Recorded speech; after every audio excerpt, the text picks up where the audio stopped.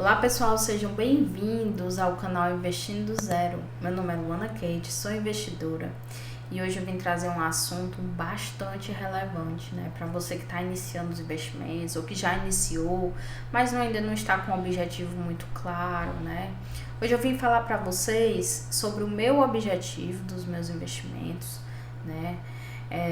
o porquê, todo mês eu tiro aquele valor e invisto, seja em ações, fundos imobiliários. Primeiramente, pessoal, a estratégia previdenciária ela tem como foco gerar uma renda passiva mensal, que no caso é os dividendos, para a aposentadoria.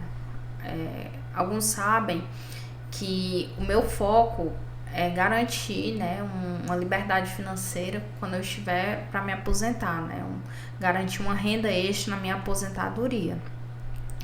E aí, para essa estratégia vir a ser bem sucedida, eu tenho que primeiro adquirir o maior montante de ativos, seja ações, cotas de fundos imobiliários.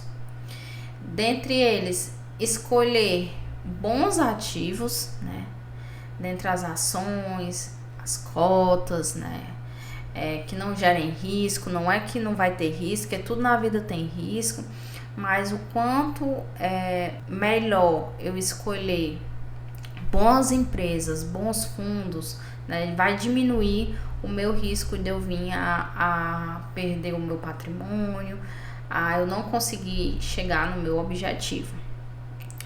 Lembrando que a estratégia previdenciária ela visa que pelo menos o seu patrimônio ele venha a te dar 6% de rendimento anual. Ou seja, um exemplo, se eu tenho 1 milhão de reais investidos,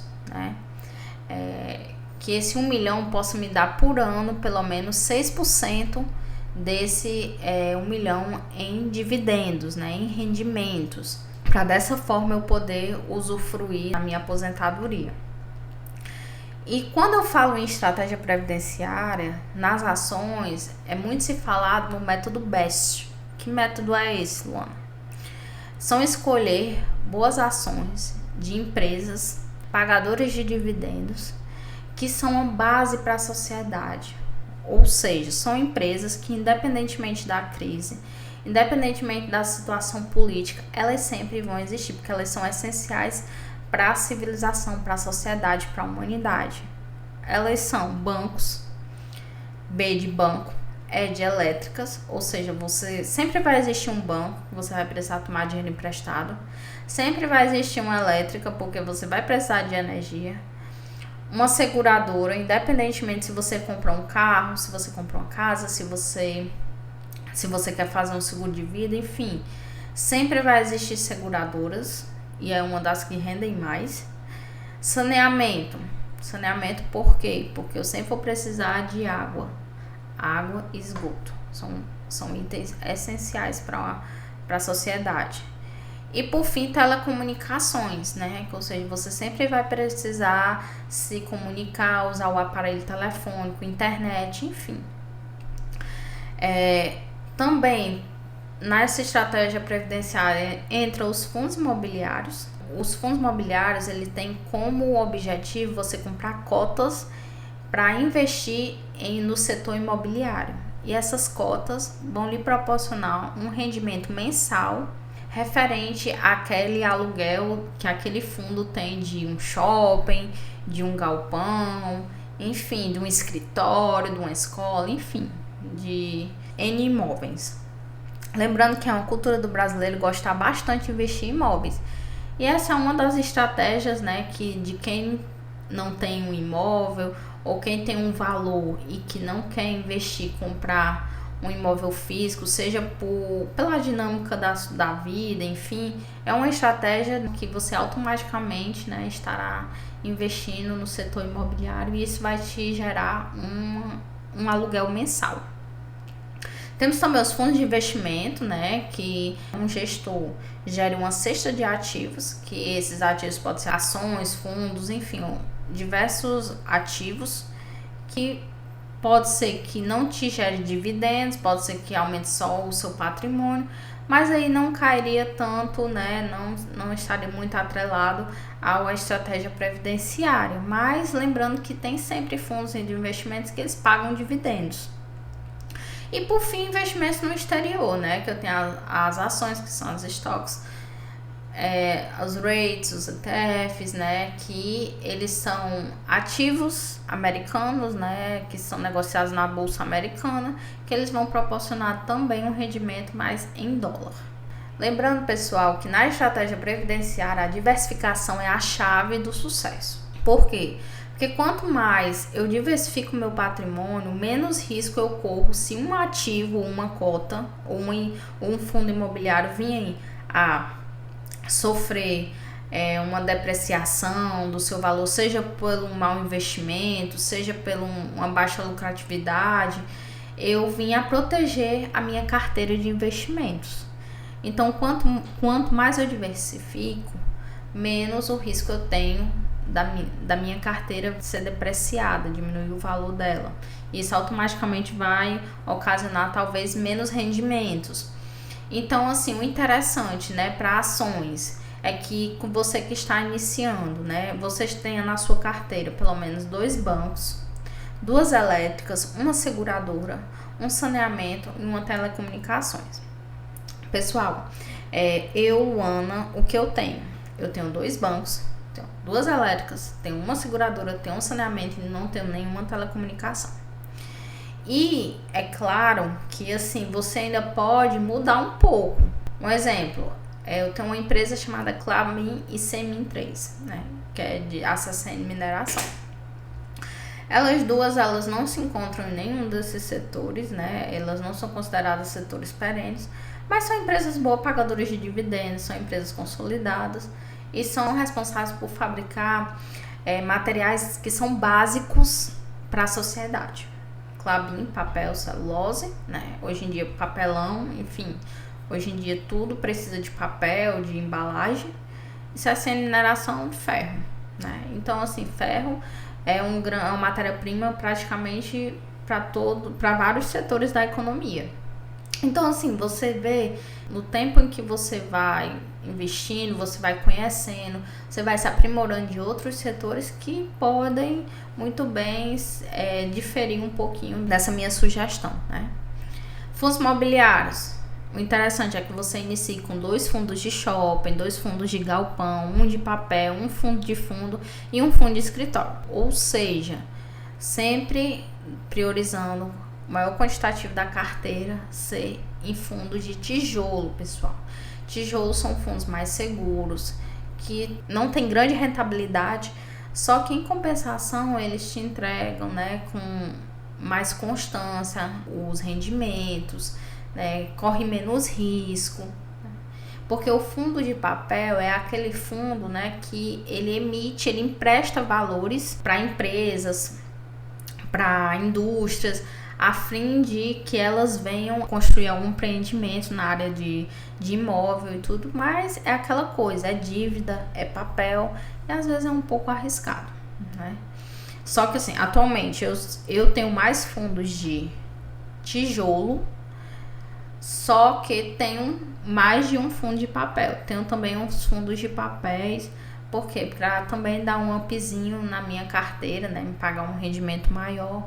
Lembrando que são fundos de papéis que são conhecidos e são fundos de papéis que eles têm um histórico de um bom tempo na Bolsa de Valores.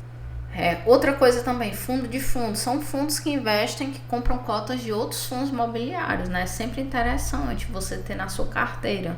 Por quê? Porque ele balanceia a tua carteira, né? De uma forma que, quando é um bom gestor, ele vai sempre comprar cotas de fundos que são mais seguros, mais atrativos. Então, assim, melhor do que você é um gestor, né?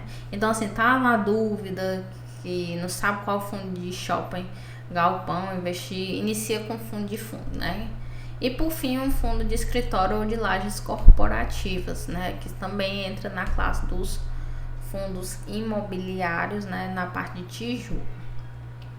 E aí, o ideal é que no máximo, né, 10% da sua carteira esteja num único ativo, pessoal.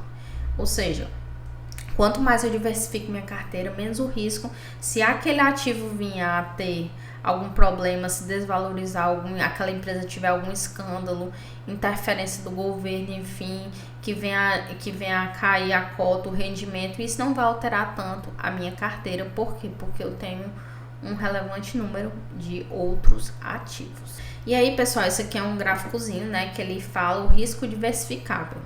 O que é isso? Quando você tem apenas um ativo na sua carteira, então você tem um risco de 100%. Ou esse ativo vai ser muito bom, ou se acontecer, desculpa a palavra, alguma merda, você vai perder tudo. Quando você tem 2 ativos, já está uma redução de 50%. Ou seja, se vier acontecer algum problema em um ativo, você sabe que você só vai perder o seu patrimônio em 50%. Por quê? Porque os outros 50% estão alocados em outro ativo.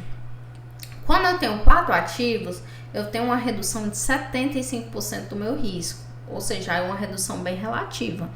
9 ativos, redução de 89%. E 16 ativos, eu tenho uma redução de 94% do meu risco.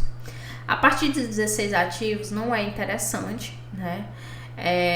Para iniciantes você ter acima disso, porque o risco ele não vai diminuir, chega um ponto que o risco ele estabiliza, porque lembrando, pessoal, que a bolsa de valores, né, as empresas, a economia entra em conjunto, né? Então, assim, se a economia vai mal, várias empresas vão sofrer com essa crise econômica. E é claro que se a economia estiver bem, várias empresas vão sofrer, independentemente dos setores, vão se beneficiar. E aí, pessoal, eu trouxe essa carteira aqui, esse tá um pouco desatualizado, já fiz algumas movimentações, mas eu quero deixar bem claro para vocês o percentual do meu patrimônio em cada ativo, né? Lembrando que o maior que eu tenho é o FISC11, né, que é um fundo imobiliário de shopping, que eu tenho 8,93, né, tá um pouquinho desatualizado, mas ainda continua sendo maior, mas nenhum passa de 10%. E aqui você me pergunta, Luana, mas você tem mais de 16? Aqui tem, só que o que acontece?